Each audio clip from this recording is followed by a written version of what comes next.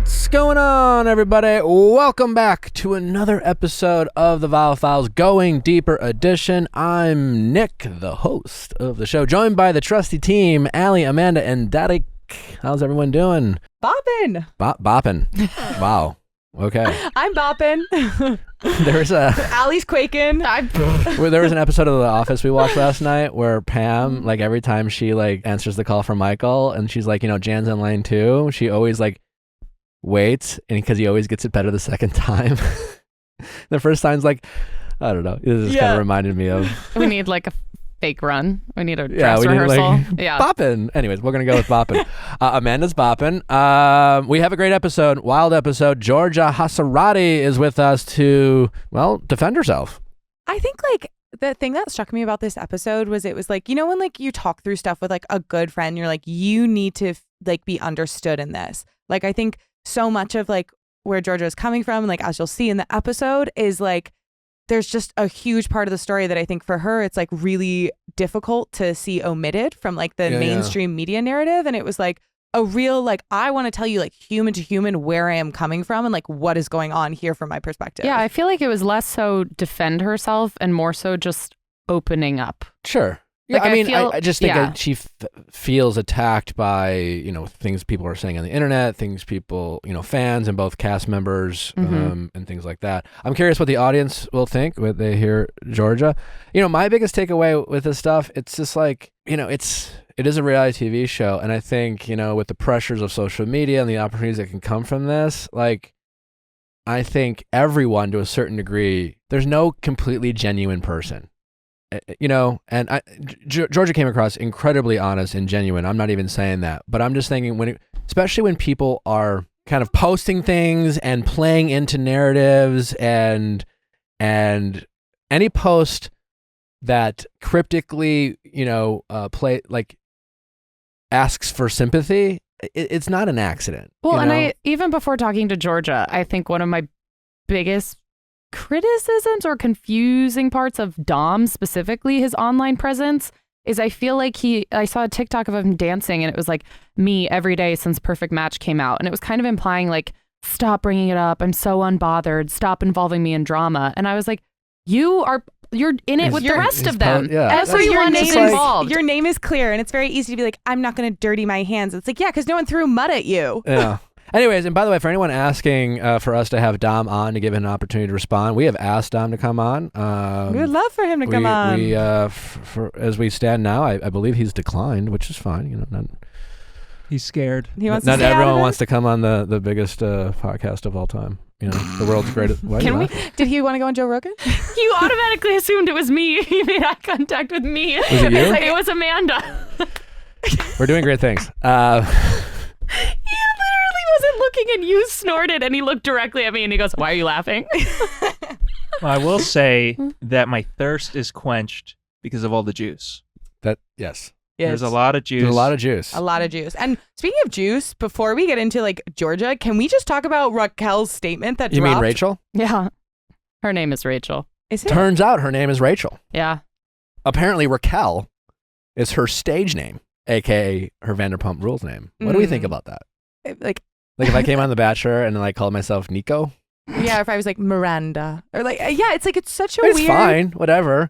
I mean, part of me wishes I would have like, changed my last name before I went on reality TV and just made life easier for everybody. Nick Parker. Yeah. I don't know if I have like a huge issue with it. Like, I use my mom's name. Yeah, I guess it's fine. It's just it's not helping her out in this moment. Yes. In a moment where she is being like slammed for. Where she's coming across as disingenuous. I don't even like, so she just reached a statement, and I'll say this before, I don't even know what she said, but listen, like, I think what Raquel or Rachel, whatever the fuck her name is, she did a horrible thing. She was a horrible friend, and she displayed some very low character choices. We all make mistakes. We have all hurt people, some more than others, I mean, not every mistake is the same, and this is a very terrible mistake. I will say, overall in life, I judge people far, far, far more by how they respond to, situations rather than necessarily the mistakes that they make.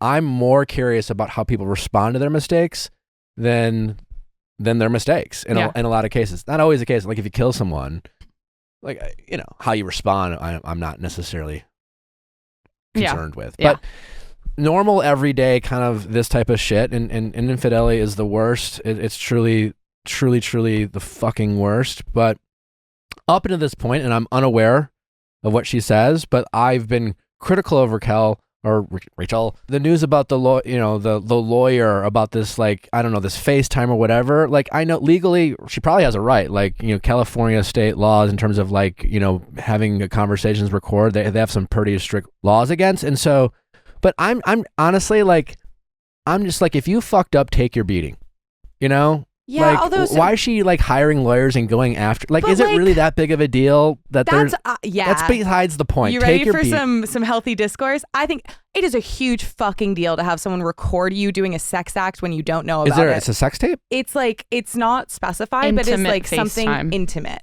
And so it's Is like, it out there? it is. It's something that Tom Sandoval. So apparently, Oh, I didn't know that. one of the narratives, and I'm sure there's like a lot of different stories, so maybe this will be proven wrong. But as I understand it, Ariana found this video on Tom's phone that he'd recorded of like a sexy FaceTime between the two of them. What's a sexy FaceTime mean? I believe it's up to the user to deem what. Yeah. It could be a lot of things. Because it's like, I guess, so at best, I guess it would just be Oh, like, yeah, this is a fucking sex tape. That's not cool. yeah, I think it's like, I don't know. It could be like a kissy, like cute. It could be dirty. Okay, let's assume it's not a sex tape. But And, why would he record something kissy and cute? To rewatch okay. when he fair goes It's like, I think minimum on chongas out. flights. What? I think at a minimum the chongas are out, and What- that's what the so fuck is that? titties. Yo titties, yo yitties. Okay. And Adam, that is just, it is so fucked up Oh, to that's fucked record up. someone Yeah. when they're not. So it's like, yes, I think like the way it went down with like the lawyers and and this like, is being passed around? yes, and it's like, why the fuck aren't we slamming Tom Sandoval? That is beyond fucked up behavior. This is not like reality. Oh, everyone does some Tom bad stuff. Sandoval Like that is illegal and shitty. definitely more wrong. Because Yeah. the Tom, like, you could make a strong argument that, listen, Raquel, I can't. Raquel, This is really throwing you for a loop. she's an adult woman. She is in charge of her choices. She might have reasons for her behavior. They're not excuses. That all being said, Tom is a long-standing member of the show. He's older. Raquel is the newbie in the show. Tom has more power in this situation. Tom has more Certainly. influence. And it wouldn't shock me at all if Tom was manipulating her and telling her not to say or do anything and making her and scaring her. I don't know, but it wouldn't shock me at all if Tom had a lot of manipulative actions in this situation. That doesn't let Rachel off the hook, but He's also the one Tom's in a a piece of shit. relationship. He's a Yeah. fucking piece of shit, and all this whole lightning bolt fucking necklaces, whatever. I don't know. So quickly before we get into Raquel's statement, just as a refresher, here's what Tom put out a few days ago. He said, "Hey, I fully understand and deserve your anger and disappointment towards me, but please leave Schwartz, my friends, and family out of this situation. Schwartz specifically only found out about this very recently and most definitely did not condone my actions. This was a very personal thing. Also, Schwartz and Sandy's might have my name on it, but there are 3 other partners and 20 employees who especially rely on the restaurant for income for You should have them thought and about their that families. sooner, Tom. Just like Tom, I'm a small part of a much bigger thing. Please direct your anger towards me and not them. They did nothing wrong. I'm so sorry that my partners, Greg, Brett, and Schwartz, and our employees have to suffer for my actions. I will be taking a step back and a hiatus out of respect for my employees and partners. I need some time to address everything else. Sorry for everything." I'm sure it's like he does care about fucking over his employees, but he also probably cares about his own businesses. He cares about now. He didn't care about then. Yeah, that's in terms of he cares with the putting this statement out. Should we go to their bar and see if we can get kicked out? Yeah. Should we just talk? just talk really loud shit? Well, no, I'm just talking shit about the Toms right now. I hate the Toms. It's not. Yeah. Loathe the Toms. I don't know them personally, but everything I've come to learn about them, I can't stand. Honestly, fuck a Tom. Fuck a Tom. Let's go. But we should go. Well, let's bring cash so we can tip our specific waiter very well. Sure. Yes. And then Obviously. they don't share the profits with Tom and Tom. But let's frickin' rage. Yeah. Oh, Tip great. our Team serv- outing. Great. Can't Company wait. lunch. All right. What did Rachel have to say? I want to apologize for my actions and my choices. First and foremost to Ariana and to my friends and fans so invested in our relationships. There is no excuse. I am not a victim. I must own my actions, and I deeply regret hurting Ariana. I'm reflecting on my choices, speaking to a counselor, and I am learning things about myself, such as my patterns of codependency and addiction to being and feeling loved. I have sought emotional validation through intimate connections that are not healthy, without regard for my own well-being, sometimes negatively affecting others, and often prioritizing the intimate connection over my friendships.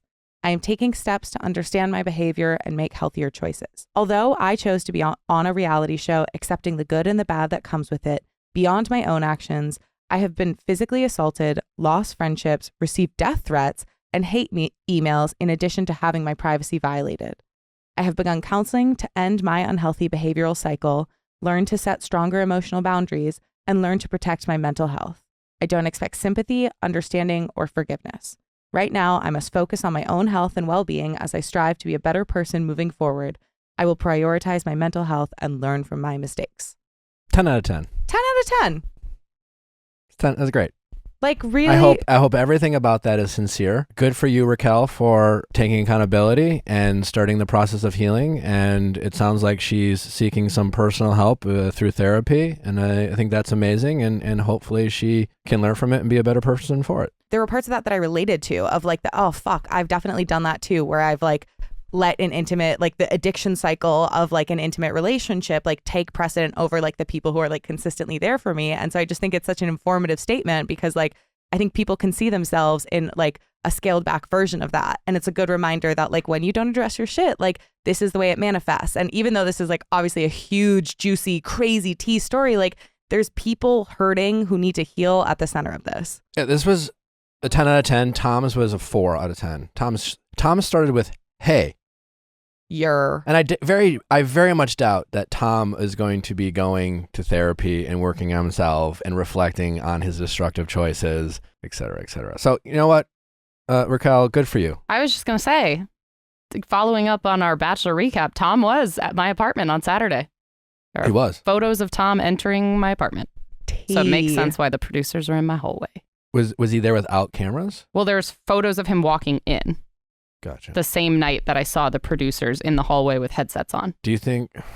So I guess it's like probably a matter of minutes of if he was there to film, if he came right after. It wouldn't shock me at all if Tom tries to be with Raquel. And I really hope for Raquel's sake that she has the strength to say no to him. Assuming Ariana doesn't forgive or take Tom back, I think Tom is a small person with a small sense of self, and I think he needs somebody, and I think he will try to convince Raquel, if Ariana doesn't want to be with him, to be with him. And I hope for her sake she stands up for herself and says no, and sees the toxicity that is the Toms. Yeah. And I'm sorry, Schwartz, guilty by association. You are who you hang out with. Fuck a Tom. It's new merch. Also, there's and who knows? There's clips going around. We have so much more to get into this, and obviously we have to get to Georgia. This is a great time to remind you that tomorrow, Viall Files Plus launches at midnight tonight. And if you haven't signed up, you're missing out. It's $6.99 a month. It's incredibly affordable. If you sign up for the whole year, you get 2 months for free. You also get a 7-day free trial.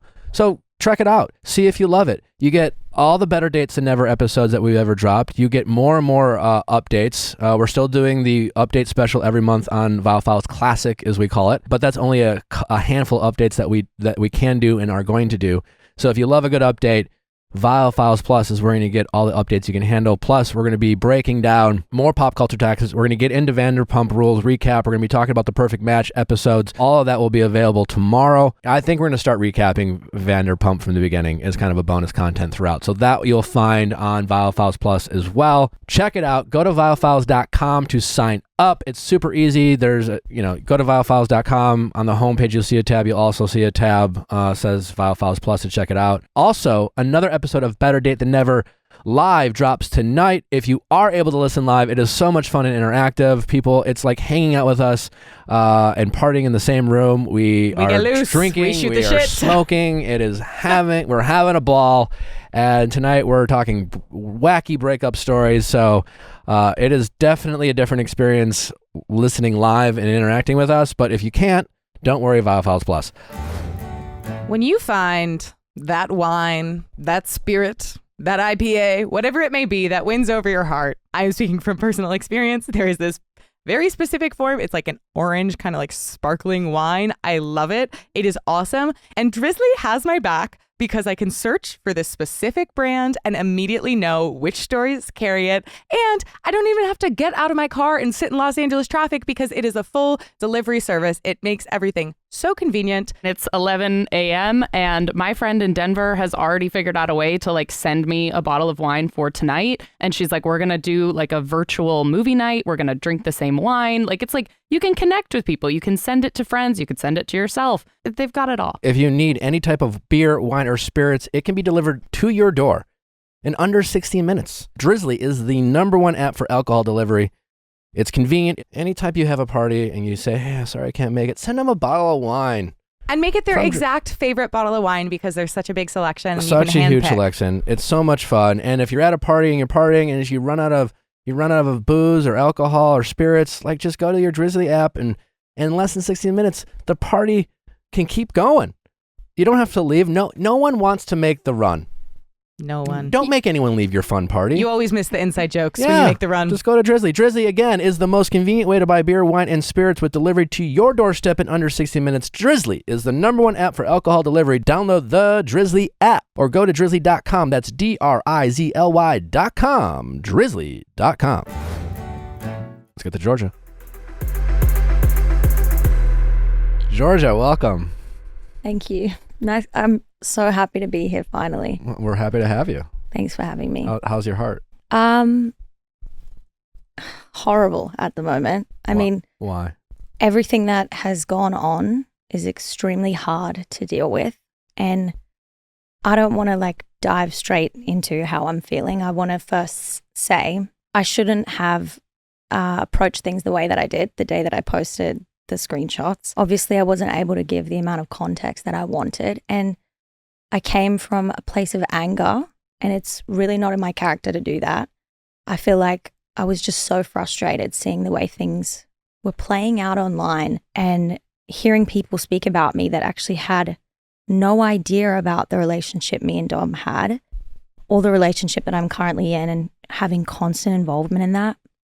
I think it took me to a place that is just so out of character, and I acted off emotion, and I shouldn't have, because I wasn't able to address things the way I want to, and I wasn't able to say my piece and the truth of the situation. And it's led me here, and it's horrible. The wait to speak on this podcast has been so hard for me because I can't go online, I can't talk, I can't go outside. I'm a depressed mess. Like, that is just the truth of the matter, and it's so sad because I haven't even been able to give my side of the story and the events that unfolded, and I just really want to be able to do that and get it off my chest. But yeah, it's been horrible. It's been really bad. Well, I'm sorry you are a depressed mess. But Thank you. We're here now, and now we get to talk it through, and you can share your story.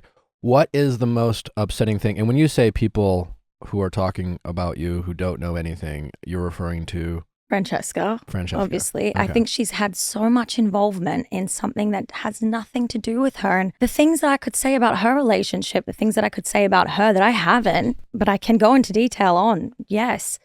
I just feel like it's so strange to me how involved someone is that has no involvement at all when you break it down. Like, she wasn't there. She doesn't know what happened. What is she saying about you?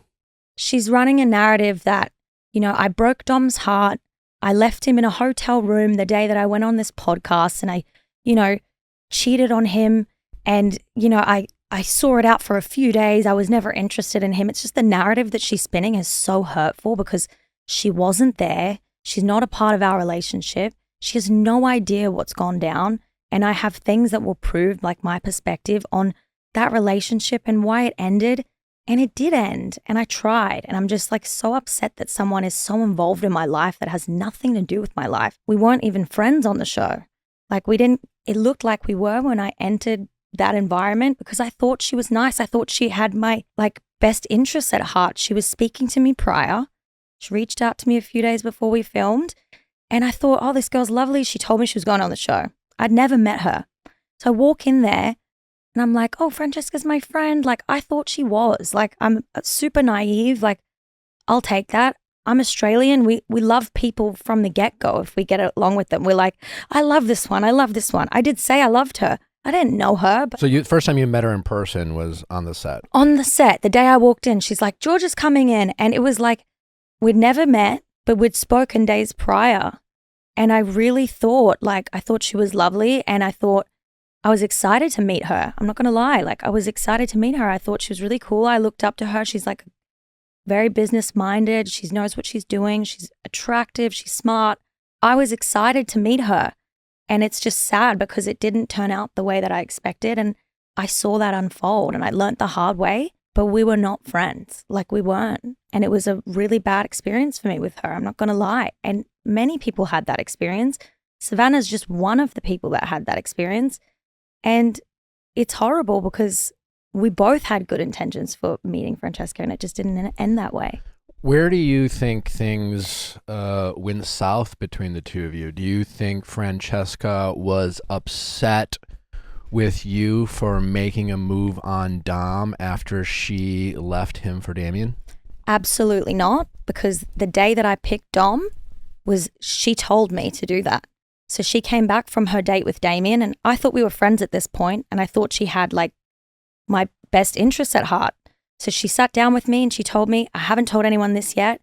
Me and Damien kissed on our date. I'm going to pick Damien. I have a lot of history with him. I've felt nothing for Dom. I have no spark there. There's no attraction. I was waiting to get Damien in the house. He's here now and I'm going to pick him. She goes, you need to get away from Chase. He's going to mess you around. He's been lying about a few girls in the house. He makes them look bad. And I think he's going to mess you around. And I thought she was coming from a place of she was looking out for me. I see now that they had their own beef. They had their own stuff before I even went in that house. Chase and Francesca and Carousel, they had their own situation. And I think looking at the bigger picture, Francesca was trying to get Chase out of the house and use me to do that. So she told me, I think you should pick Dom. I'm not going to match with Dom. I'm going to pick Damien. I think you should pick him. And I was like, that's a little bit weird though, because he's so in love with you. Everyone here can see that. And she's like, yeah, I know, but I think it's a safer bet for you than being with Chase. Chase is going to mess you around. And I hadn't spoken to Dom at this point. Dom was extremely loyal to Francesca. He's a loyal guy. And I was like, you know what? I was comforting him through that afternoon and I saw how upset he was. And I thought, he genuinely cares. He's a genuine person in this experience and he wants to he wants to find someone. So I'm going to go and have a conversation with him.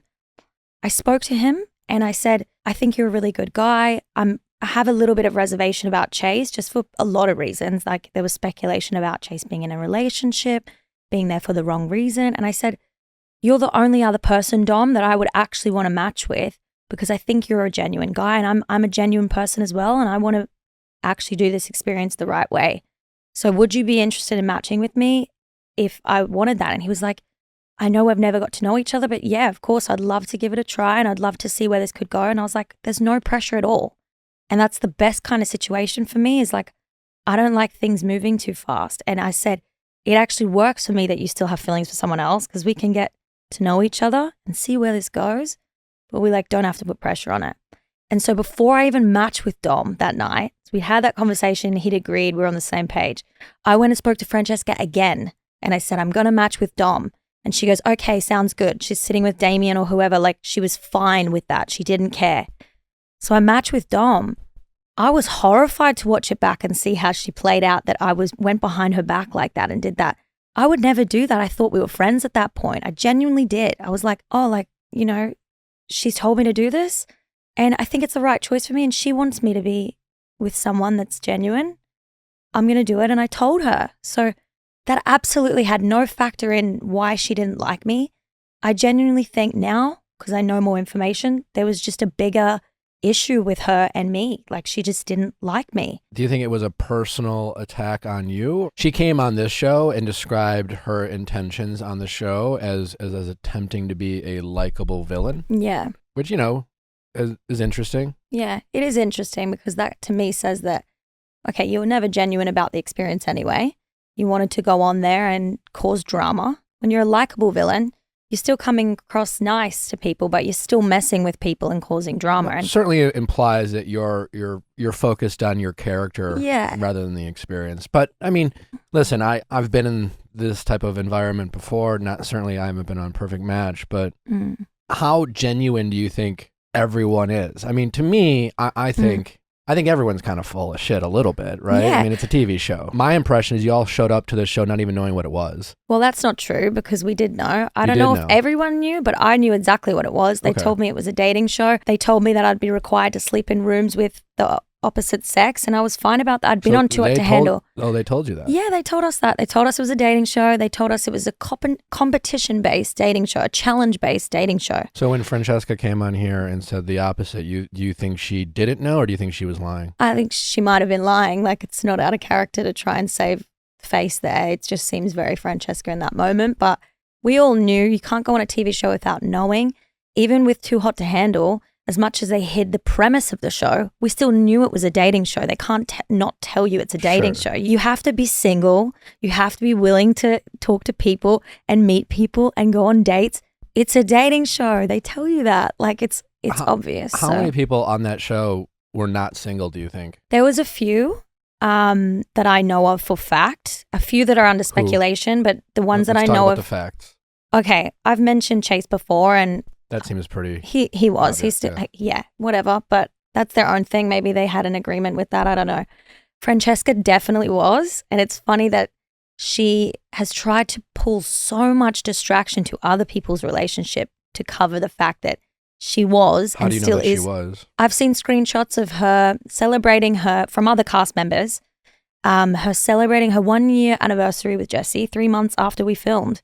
In like June. We finished filming in March, April, May, June, 3 months. How are you celebrating a 1 year anniversary 3 months after a dating show that you were single on? Makes absolutely no sense. I've seen the videos, but they obviously had something agreement-wise there as well. And she obviously saw it as a good opportunity to be a likable villain and go on there and cause drama. That's obviously why the likable villain thing was even a factor in her mind. She wasn't there to find someone, and that's fine. Do you think she's just making up all this information, or do you think she's getting it from Dom? The information about me and his breakup? Yeah, whatever she's saying about your relationship with Dom and the accusations she's making towards you and the relationship with Dom and how like kind of suggesting that you played him and things like that. So I think because she knows what kind of guy Dom is, and he's always up until recently been the kind of guy that will stand out and be like unbothered and not take a side in things.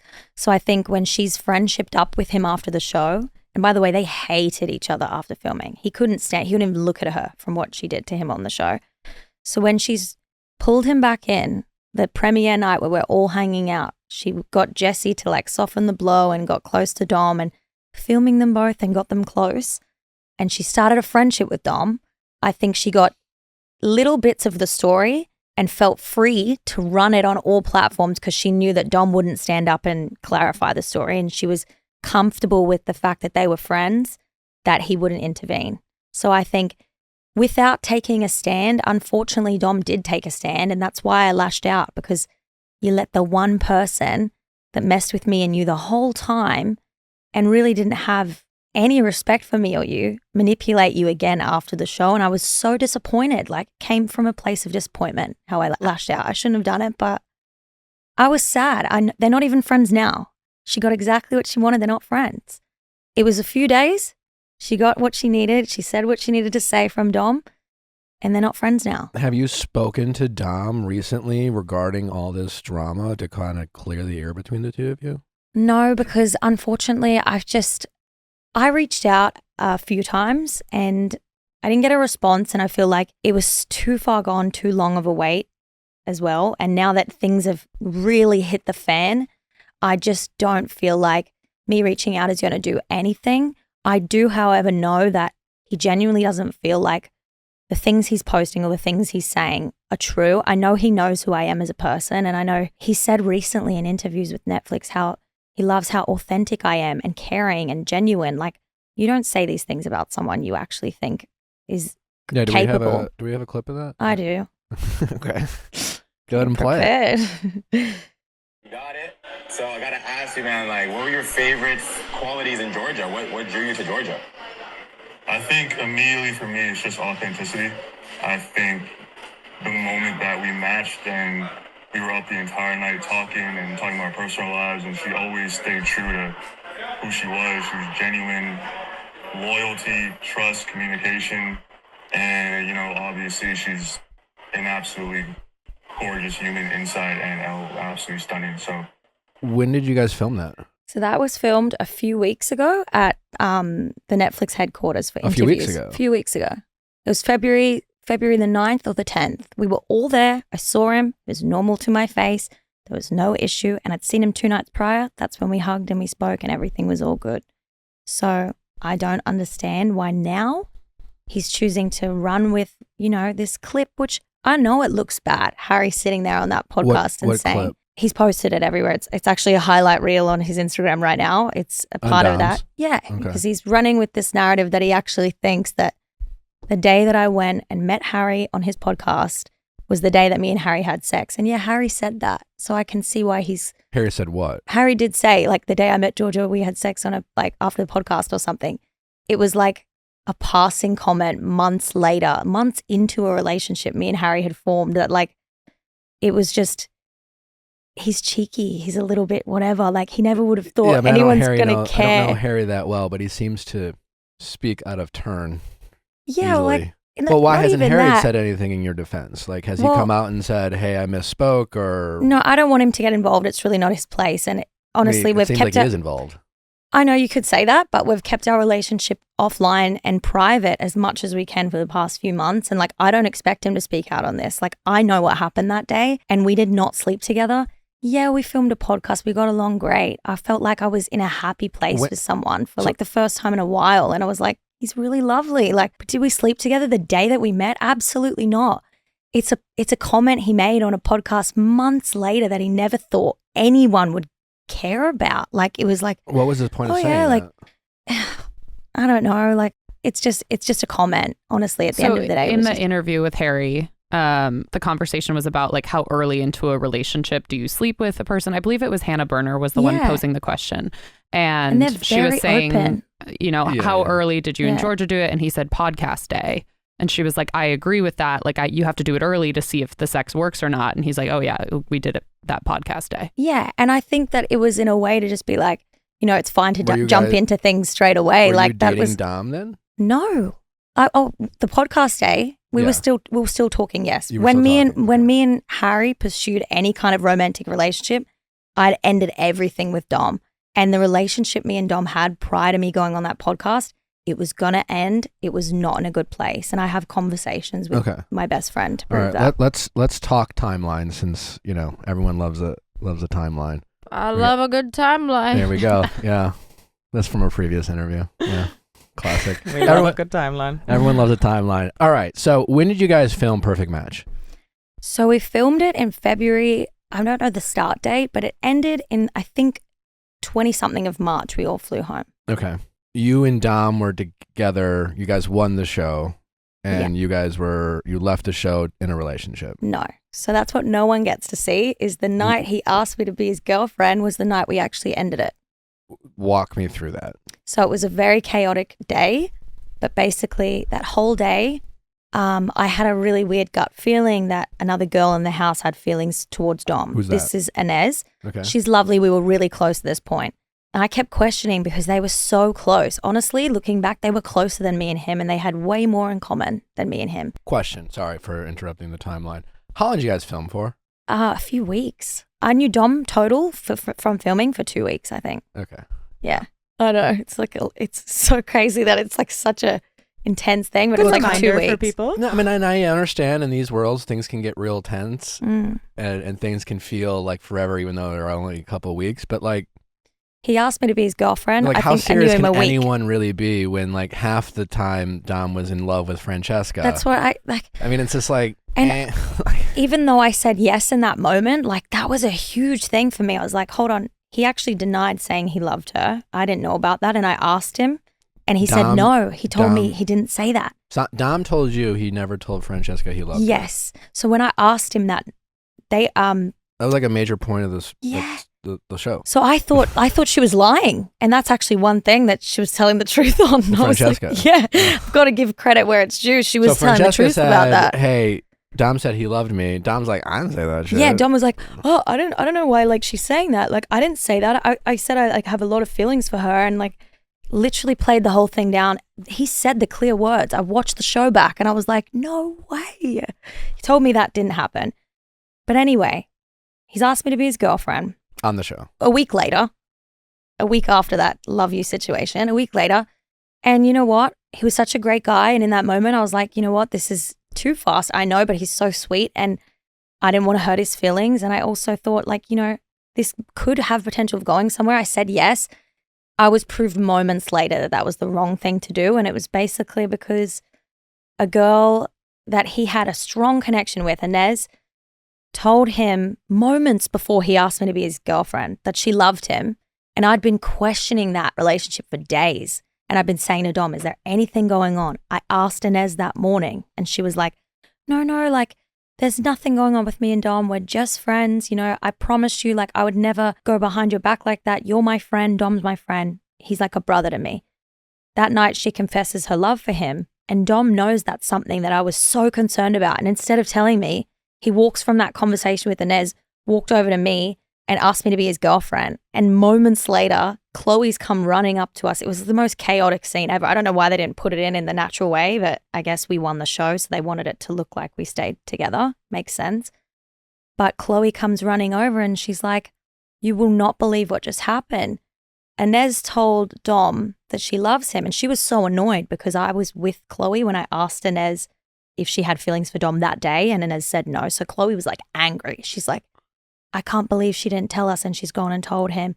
And I've turned to Dom and I was like, hey, why didn't you tell me that? We don't know enough about each other, obviously, because I've been questioning your relationship and you didn't even feel like the need to bring that up. And Inez is one of my close friends. Like, why would you keep that from me? So we got in a huge argument.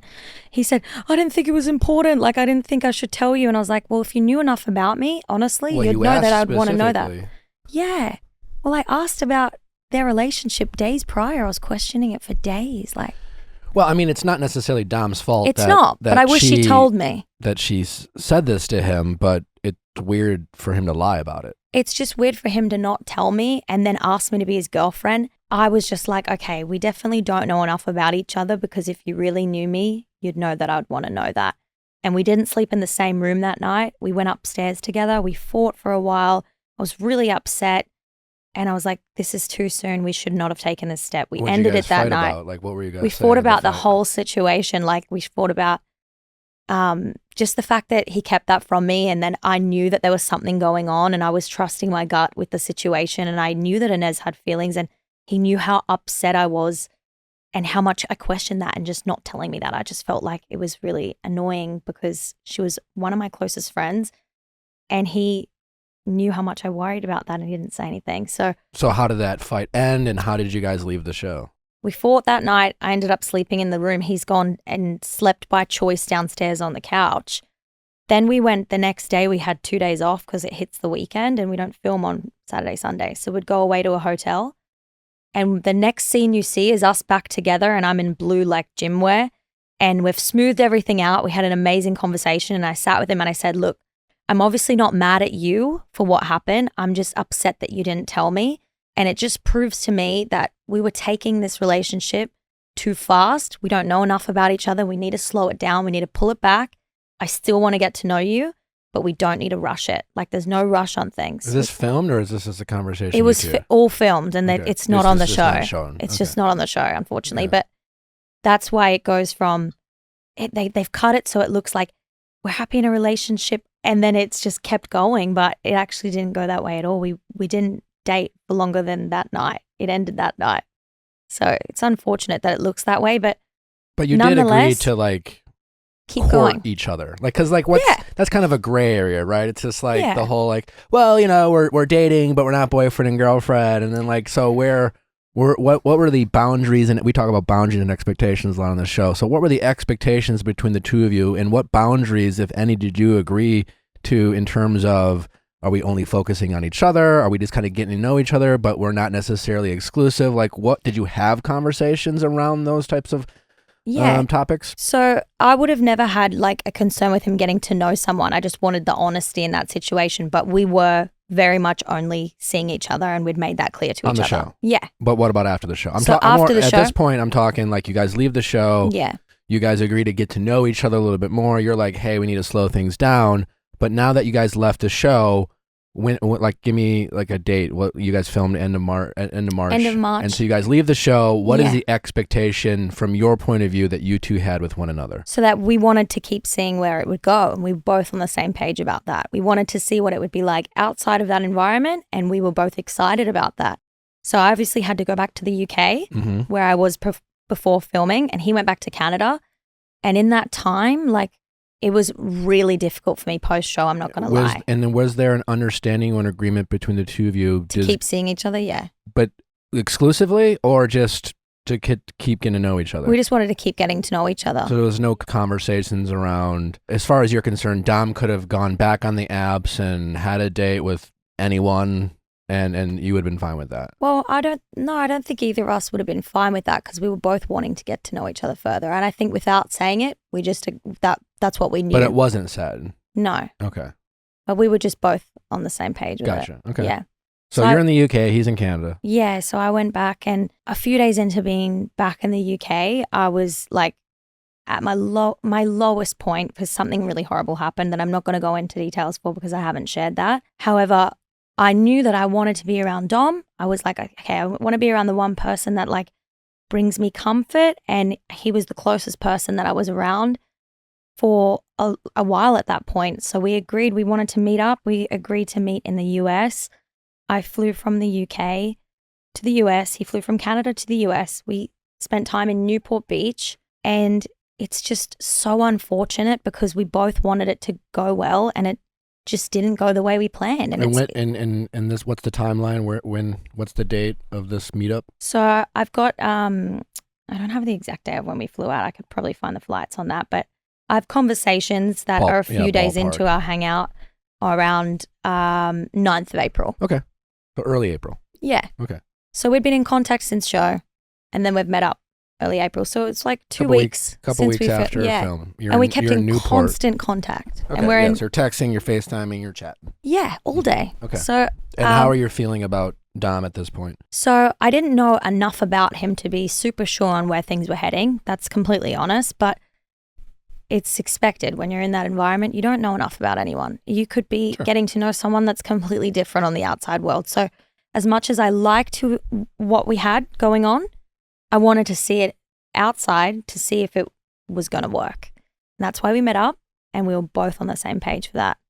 And when we met up, it's just so unfortunate because it didn't go that way. And we were both not happy the whole amount of time that we spent together, and things were coming to an end. Why were you unhappy? What was going on? I think the best way to articulate it is to show you the text that I have with my best friend Izzy, who was on the show with me, and I was really relying on her and reaching out to her and giving her my raw feelings and emotions on the time I spent with Dom.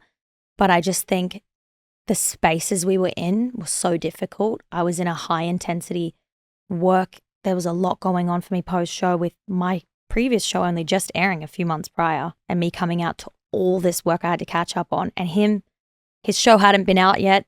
It was months off being out. And he was in a very easy, open period of his life where he had all the time in the world. So the first show that you were on, it was Too Hot to Handle 3 or 4? Yeah, 3. 3. That aired. So, when did that air? It aired 3 weeks before we started filming Perfect Match. Gotcha. So they take your phone on Perfect Match, and I couldn't even negotiate anything, couldn't talk to my management, do nothing for a month. You're going from 0 to 100 in terms of nobody to kind of, you know, instant kind of public notoriety and things like that. That's a whole wild new experience. Yep. And while you were dealing with that, then you started filming Perfect Match, and then you get off the show, and so you're just kind of... I'm all over the place. Yeah, that makes sense. It was such a whirlwind of things happening at such a rapid speed, and I was not coping with it in the best way. I hadn't been home in months. I hadn't seen my family in months. So like emotionally and mentally, you're all over the map. I was all over the map, but the one person I wanted to be around, and I knew that I did, was Dom. And we flew out to the US, spent that time together, and it just was going bad. Like I felt like he was mad at me, I think, looking back, because things weren't moving at the kind of pace that he wanted to. You can see on the show that he's a fast-paced person. Yeah. And he tried to take the step of boyfriend and girlfriend and it didn't work. And then outside the show, I think he really wanted to deep dive back into that. And I knew nothing about him. I was like, you know what? I have a few things that I'm concerned about from the way things play out with you and Inez, with you and Francesca, and with everything. I want to get to know you first. So I think he wanted things to move faster and I wasn't ready. And there was just so much like animosity towards How old me. is Dom? 30? 30? Okay. On the show, he just comes across as, like he's a beautiful crier. And we love a man who can express his emotions. And Yeah. certainly it's... I'm all for that. There's a lot of sympathy Yeah. that goes towards that. But yeah, I mean, he seems to be reckless almost with his words of affirmation. Yeah. Under the premise of vulnerability, and it feels good. And I'm glad he is able to express himself, but he does seem to move rather Really? fast And I think, for a yeah. 30-year-old man. You I would think he would be more yeah, kind of 16, 17-year-old mentality. boy energy. I've seen that and I found that endearing because I was like, he wears his heart on his sleeve. But the more that I got to know about it, I was like, okay, this is a little bit alarming because how do you fall in love with two people in the same show? And it was filmed in a matter of weeks. Like that is a little bit questionable to me. And I did have that question over my head when we left. I was like, you felt so deep for her and now you're feeling so deep for me, and how fast things want to move. I'm not that kind of person. Yeah, so like it's almost like, I don't want to put words in your mouth, but you were open to getting to know Dom. Yeah. You kind of almost willing to give him a pass when it came to the Francesca situation, because like, hey, it's an intense environment where feelings are elevated and the expectation is to move quickly. But when you saw that type of energy outside of the show with you and his persistence to move things rather quickly, that made you uncomfortable. It did, but I also was like, you know what, I'm going to give it my best and I'm going to give him the time because I want to see it through. But I think he was just so uncomfortable. He was so annoyed with how they weren't moving at his pace. It wasn't moving at the pace he would have liked. I think he questioned things a few times in the small amount of time we hung out. He kept asking me, where is this going to go and where are we going to go with this? And he was putting pressure on me to take that step. And I was like, Dom, like, there's no rush. Like, there's no rush. And I think because of that and me saying I'm not in a rush, the following messages with Izzy express how things went. And I think he had a lot of animosity towards me and he shut down. What are these messages? I can read them or you can read them, but it's basically... Go ahead. It's just... You want someone to read them with you? Do we have one of the ladies? You like? Dramatic reading? All right, in this reading, who's who? Georgia, are you good? So- Georgia Georgia be should play Georgia. herself. So the messages in white are from me, And this is conversation between you and who? my best friend Izzy on the show, and Izzy was on. she was on the show, and she was on To It To Handle with me. I tell her everything, and I'm so open and honest. So some of these things, it's like, it's just my raw emotion, and I'm not accusing anyone of anything. I want to preface this before I say I'm not trying to paint anyone in a bad light. I'm just trying to give everyone context of where my head was at when I was hanging out with him and the fact that I actually put time in to try. Mm-hmm. So that's all I care about. And what are the dates of these text messages? They're all in April 9th, 10th, 11th. But the thing is, this is sent from Izzy's end and she's in the UK. So it's a day forward or whatever. But my name's at the top. It's got the date on it. It's just the time's it's not the US time. But I can read them out. So I'll start with this. All right, dramatic reading. Ready? I have a lot of work going on. I'm busy. I'm so respectful when I need to do something business-wise, but he sulks if I have to and gets all quiet. And I just feel like I can't win because I've come here to see him and I've made the time, but I also have so much going on. So maybe I shouldn't have met up with him at all because I low-key feel like he's not satisfied with it anyway. That's the first time that I opened up to Izzy about how I felt. This is the next day. Izzy, I'm so done. I'd been there a few days already, by the way. Izzy, I'm so done. He's so sulky and just weird. He's in some weird funk and annoyed about something. He's been off for the past day but won't tell me why. And if I ask him, he gets angry and says he hates when people ask him what's wrong. But he's at the point now where I ask him something and he doesn't even answer me, he just ignores me. So it's like I'm talking to a wall. What the bloody hell? That's what Come that's on, what man. Izzy Now, like, says. give me an accent. You don't have Give to me- read come on. hers out if you don't want, because I don't want to like. I tried not to involve Izzy in this, so like, you don't need to put her responses in if you don't want. But I'm just happy to share my end. I don't want to involve her. We want the conversation. If there's for context. Can if you want, but She's just being a friend to you. she is. But it's also like I don't want to make her situation uncomfortable with anyone. Like it's not her thing. But I was just venting. So the next day, I'm talking about our experience the day before at Disneyland. We spent all day at You Disneyland. and Dom went to Disneyland. We spent Nothing like revitalizing a love by going to Disney. If Mickey can't do it, no one can. We spent all day at Disneyland yesterday. We lined up 2.5 hours per ride. We got there at 8 a.m. It was so overwhelming, like thousands of people, and I'm not feeling the best. Like I haven't had a day to myself since the show, and I did that for him to make him happy. And when it hit 7 p.m. and we'd been there for 11 hours, I was so ready to leave. I was exhausted, and he was so annoyed. He wanted to stay till 9 p.m. and literally acted like a child about it. And I said, I've got to be up early tomorrow. I'm so tired and I'm ready to leave. I had the podcast tomorrow, so I had to be up super early for that because we were in Newport Beach. This podcast that you and Harry filmed. Yeah. Yeah. Gotcha. And he was just shitty about it. We got back to the hotel and he was weird and moody. I can't please him. Like nothing I do is good enough and I'm always in a good mood and trying to make him happy and be thoughtful. Then I'm talking about the plans I had to go on the podcast. I'm so over it. Like I'm saying how over I am of the situation.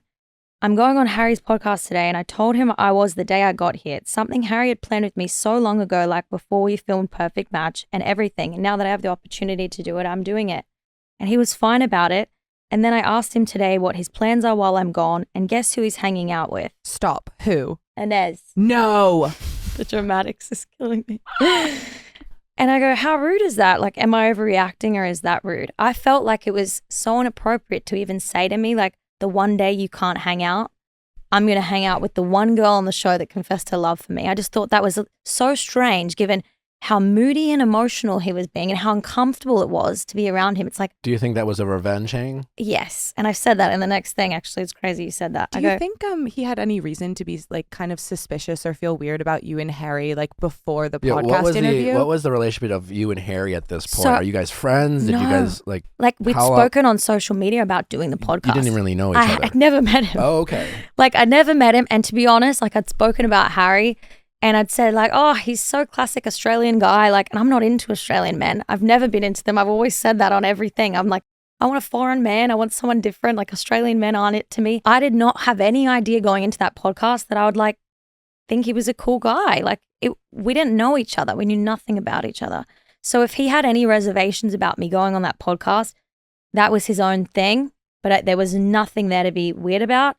And yes, we obviously ended up dating, me and Harry together, and I love him very much. But was that ever an intention that day? Absolutely not. So I keep going with these texts with Inez and I go, we were going to hang out with her together at some point, and I thought even that would be awkward because she's literally in love with him. And now they're just hanging out all day on their own. And it's the way he said it as well. Like he made a point of saying, she's got a present for me, so I'm going to see her and hang out with her. Literally, though, it sounds stupid, but he made a point of saying it, and I know it was a dig. That's so odd. Yeah. And then the next one is, I'm just clarifying that it's even worse that it's been super awkward, and now he's planned a whole day with Inez.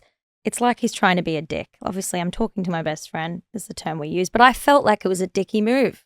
I felt like, okay, you're annoyed at me for going on a podcast I told you about. So you're going to hang out with the one person that I had concerns about on the show that confessed their love for you. And hold on, it's not a weird thing for me to sit and have concern about that because Dom moves fast. What's to say he goes on a date or hangs out with Inez? That's not a date and they're just friends. And then he comes back and he's in love.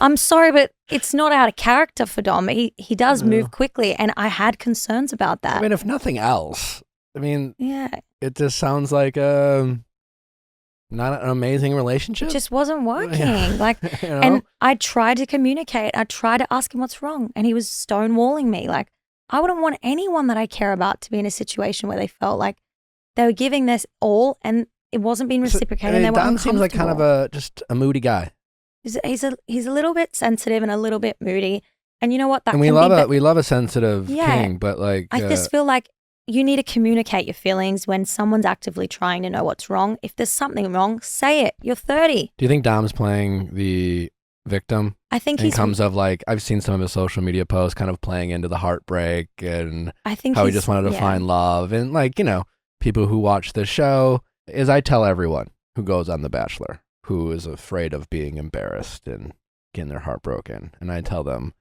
you should be so lucky to be heartbroken on this show, because no one ever looks better than when they get heartbroken 100%. on these shows. If you look like you've been victimized by someone else rejecting you on these shows, it comes with great fanfare and support from the audience. Do you think Dom is aware of that and played into that? I think looking back on how he reacted to Francesca ending a relationship that they'd had for a few days, I think I watched that and I thought it was extremely strange.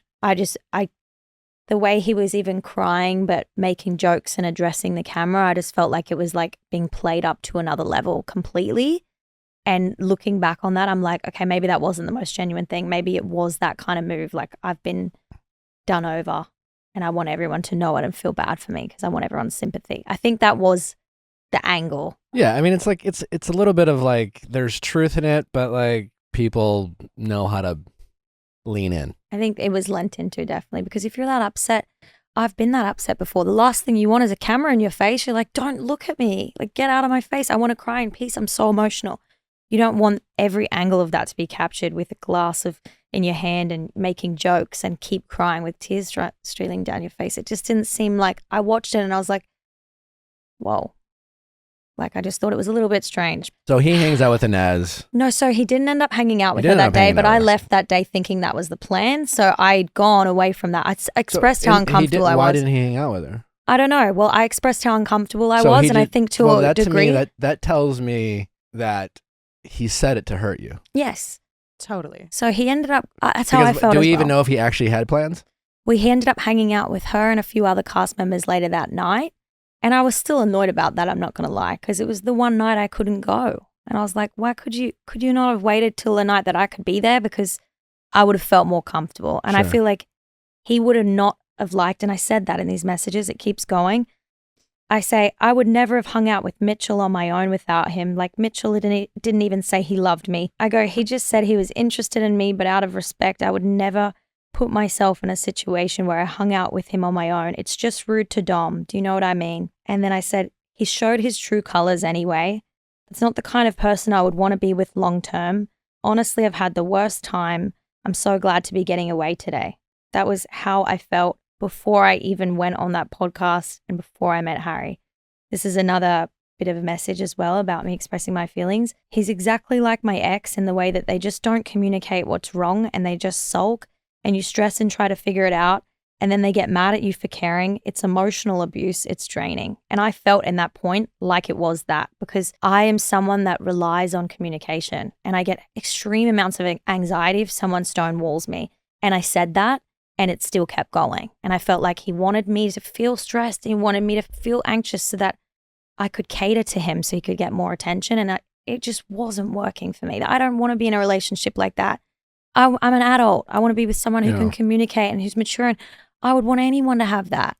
I mean, whether it was intentional on Dom's part or just a more of a toxic trend that he, a habit or, behavior, that an unresolved kind of immaturity that he does in relationships. I think I think it's not like I don't think he did it on purpose. I think it comes from a place of hurt. I think there must have been a time in his life where something's happened that he felt extremely like rejected or hurt from. And now he needs a lot of validation and someone to constantly give him that attention and reassurance. And I can't do that for someone. I mean, it would make sense. He likes you. You're saying things like, let's take it slow. He probably hears that as rejection.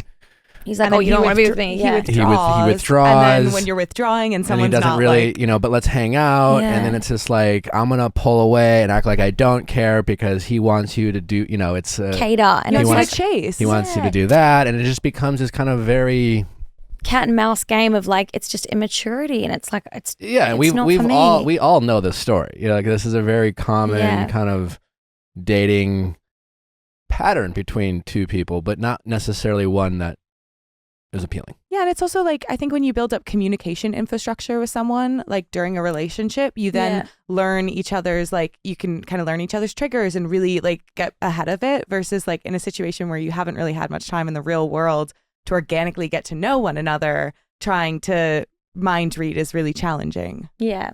I tried to communicate my feelings and I just felt like I wasn't being heard. And when I feel like I'm not being heard, I get upset as well. So like it just wasn't a good situation. And we both were not happy and it was coming to an end. And it ended the day after I did the podcast. And that was nothing to do with Harry, as much as I had a great day that day meeting him and he was so lovely and he took my mind off such a shitty situation for me. It had nothing to do with him. I spoke with my management that night when I went to dinner and I told them exactly how I felt. And I opened up and I said, hey, I don't know what to do. I'm unhappy, but this guy's flown all the way out to see me. We have this amount of days to spend together. I feel like such a horrible person if I end it, but I'm not happy. And they were like, Georgia, your whole life isn't this situation. If you're not happy, this is supposed to be a really good time of your life. End it, cut it off, end it. You can always go back to it later and see if there's something there over time. But right now, you're not happy, end it. And that's what I did. I ended it the next day in the hotel room. After the podcast? So after the podcast, I went home that night. Things were extremely awkward between us. How much time did you spend with Harry while filming the podcast? Well, probably a few hours. Like But did you and Harry even hang out after the podcast? Yeah, we did, but in the company of his friends and a stylist. Like we made a few teaser TikToks for the podcast. But you were never alone. Never alone that day. There was not a moment that me and him were just on our own. And it sucks that like a comment that he's said has had that kind of impact, but he's also go a long way for Harry just to like. Well, I don't expect him to, and I'm not putting him in that situation, but I would, if I were you, I'd expect him to. Well, that's just my humble opinion. I know Harry's hard, and I know that was never meant that way. And you know what? We ended up sleeping together. We ended up dating down the track. He didn't think people would care about the date and the timestamp on that. And he said a stupid thing. He's a guy. He's also got a very, his hookup culture was his image greatly when we first met. This podcast was also months into our relationship. Like he didn't think I would care or anyone would care what he said. And he said it a few times. He's also said I have IBS. And I don't have IBS. People have messaged me for months. It's actually, I've had people message me going, I'm so glad to see someone that I idolize going through the same thing as me. And I'm like, that's so sweet, but babe, I don't have IBS. And me and Harry have laughed about that so many times. And it's like, I know Harry. I know his humor. I know he's a little bit cheeky, says things. He never meant for it to have that great of an impact, and it's not true. We didn't sleep together that day, and it's sad. It's unfortunate that people think that of me. These Netflix shows are a little confusing because they get embargoed for so long. Like you guys film these shows, and they get shelved for anywhere from like a few months to a whole year, And then meanwhile, you guys are like living your life, all while trying to It's also been a year. Not giving anything away from the show. It's very, very complicated. It's complicated. And I think the worst thing is that people, one thought we were in this relationship and it was so rosy and whatever. And it's recent, but it's literally been over a year. Like life moves on. I'm happy now. I'm in love. I wish nothing but happiness for Dom. And I hope he has the feeling that I have with Harry, with someone else one day. And we were not the perfect match, and it's horrible. It's sad. It makes me sad. Like I never wanted him to think bad things of me. I never wanted anyone to think that I didn't try. I tried. I put my all into that relationship. It didn't work. And I can't feel bad about that. Life goes on. I met someone who makes me happy, and we spent more time together, and we developed a relationship. It didn't work. But come on. Life goes on. If you could say something, obviously you've been experiencing a lot of hate. It's clearly taken its toll on you. If you could say one thing to all of these people who are probably messaging you and DMing you and leaving hate comments, what do you think that would be? I think you never know how someone is taking a situation, and you never know the full side of it. You aren't there. You don't know what happens. And trust me, I know. I'm knee deep in the Hailey Selena drama right now. I'm like, she did that, she did this, she did what? It's so easy to see something and take such a stance on something that you actually know nothing about. And I see the messages. People think that I don't. Those messages are probably going to haunt me for the rest of my life. That people think these horrible things about me and think that I'm someone that is so far from true.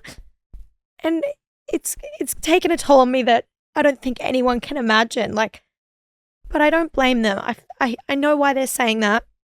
And they coming from a place of protecting someone they think was done wrong. And I see that. But there's two sides to every story. And there's also, okay, there's my side, there's his side, and there's somewhere in the middle that people will find truth in. And I'm not even saying his isn't justified. He's allowed to feel that way. I don't want anyone to hate him from this either. That's so important. I don't want anyone to drive him hate, Francesca hate, no one hate. I'm not here to do that. I want to say my piece and be done with it. This was over a year ago and my life goes on. It's a struggle for me from everything that has come out. I can't go outside. I can't eat. I can't sleep. Like, this is stuff like no one knows about me. So when Dom posts a TikTok and says, everyone wants to know what the real tea about me happened from me, and then his caption is, I'm unbothered, I'll leave the drama and the tea to the clout chasers, keep me out of it. Like, I had never even addressed one thing at that point. So clout chasers, the only person I could think of he's talking about that has spoken on our relationship would have been Francesca. I hadn't talked about anything at that point. but it's just like one of those things when people post stuff like this. It's like you're not staying out of it, Dom. Well, you're involved when you're not involved. When you're it's taking just like a stand. It's like, yeah, either say something or don't say anything at all. Like, but shut like, up then. don't. Yeah, it's like you're stirring the pot. that's what pissed me off, and that's what made me lash out that day. I was like, I know this whole unbothered stance that you're taking. You may believe that that's what you're doing, but I can see through it. You can say nothing with saying everything. I think there's a lot more to Dom than meets the eye, and I think he's really good at giving off a really sweet, hard done, character that's like everyone's doing him wrong, and it's like everyone else's fault. But there's more to the story. Like, he's not perfect, but I'm not perfect either. All I want people to see is that you it's just want to be not left so. alone. Yeah, I just want to be left alone. I want to go away from this, and I don't want to have to talk about Dom and the perfect match ever again. There's other things I'm happy to elaborate on because there's so much more to my experience that I'm sure people would love to hear. We're here. Like, so much to do with my situation on there and how I felt and how attacked I was by many people, mainly Francesca. But do you want to share more? Well, I could elaborate more on why I felt that way and why we were not friends and we didn't come out of that house friends. There was a lot of things going on behind the scenes that I knew about. For example, when me and Dom matched up and she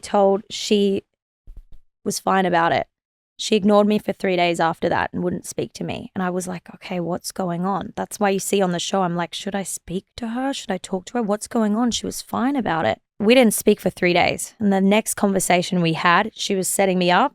So she got production to come in and take my microphone off me. And this is fact. I know this. It's been checked. I don't need to explain how I know. I know this.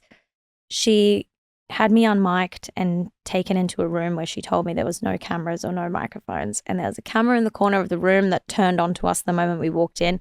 And there was microphones behind the bed. So so essentially Francesca was setting me up, playing the role of producer without being a producer. Yes. So everyone on that show knows how heavily involved she was with the narrative and how she would drive things to her benefit. And there's so much I can elaborate on, but I don't even want to delve that deep because everyone on the show knows how it went. And you know what is sad is everyone's too scared to speak out because they'll get the full wrath of Francesca. They're scared. I've already had it. So I'm here to say, I don't care. She can keep coming for me. That's fine. I've already experienced it. I'm getting high volumes of it anyway. She was always going to do it to me. She never liked me. She set me up and she tried to get me to admit that I didn't have genuine feelings for Dom. And I did at that point. And I was like, I do want to get to know Dom. She was trying to get me kicked off the show. Yeah. And the conversation is like, hey, come on, I know you don't like Dom kind of thing? It's like, we're not on camera right now. There's no microphones on you. You can tell me how you really feel. This is how she said it. And I go, what are you talking about? I was like, you know how I really feel about Dom. I was like, I'm so happy right now. I was so confused.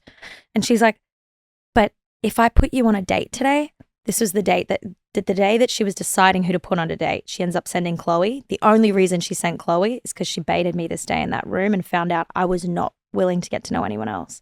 So it was a waste of a date. So she was like, if I put you on a date this day, today, will we get to know someone?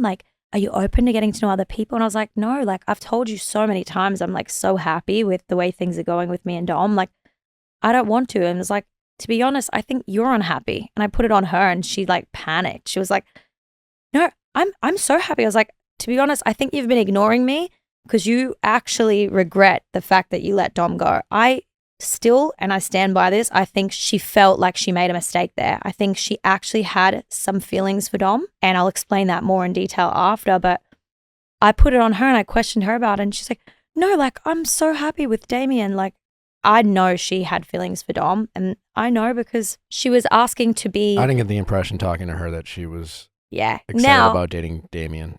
No.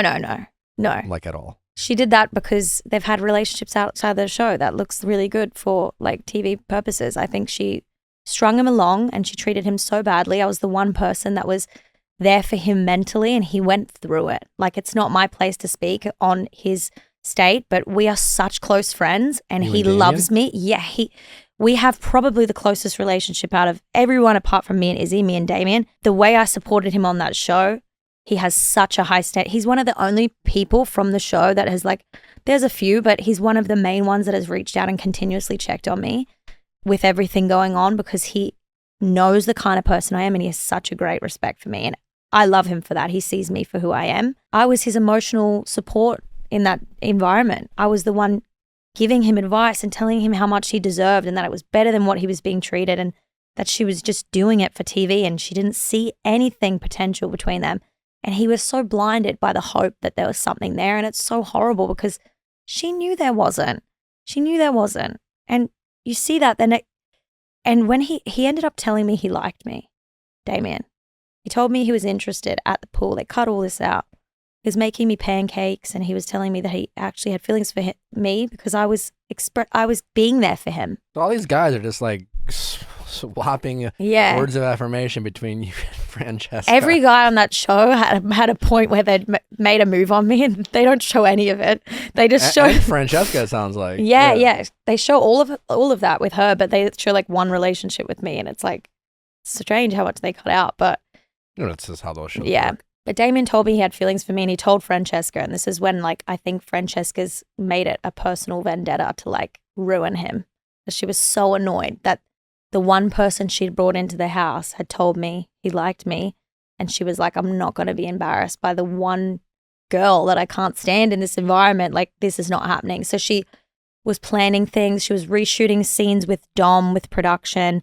She would take him outside for 5 hours and ask to reshoot scenes of their first date to re-spark those emotions so that she could hopefully get Dom back off me and leave me without a match in the house and inevitably get me kicked off the show. Dom would come back from that and tell me, I can't believe I'm going through this, like constantly having her trying to set me up and rekindle something that is just dead. Like, he's like, I'm so upset with this person. Like, the fact that she even thinks that there's a hope there of me feeling that way is just laughable. He would come back and tell me all about it and we would just laugh about it and get through it. And we were like, she's every angle coming for us on this show. She would get people to send him on dates continuously.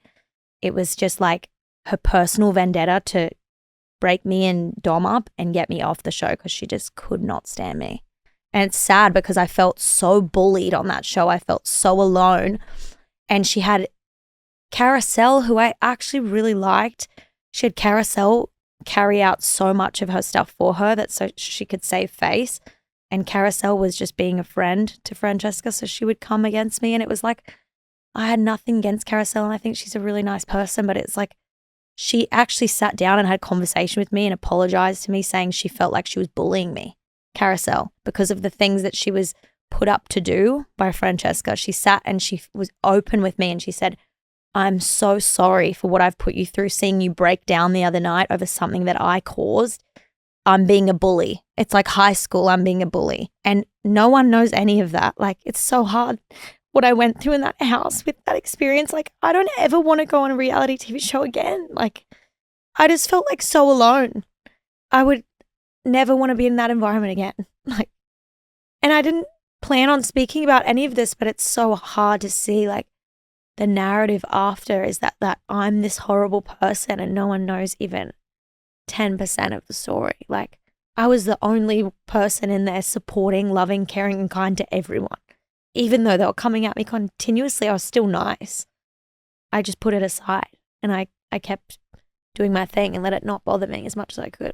If so much time has passed since the show, if Francesca is seemingly happy in a relationship, why now? Like, why is she still so invested? Why did she get these fragments from Dom and is like making it her personal mission to spread all of this?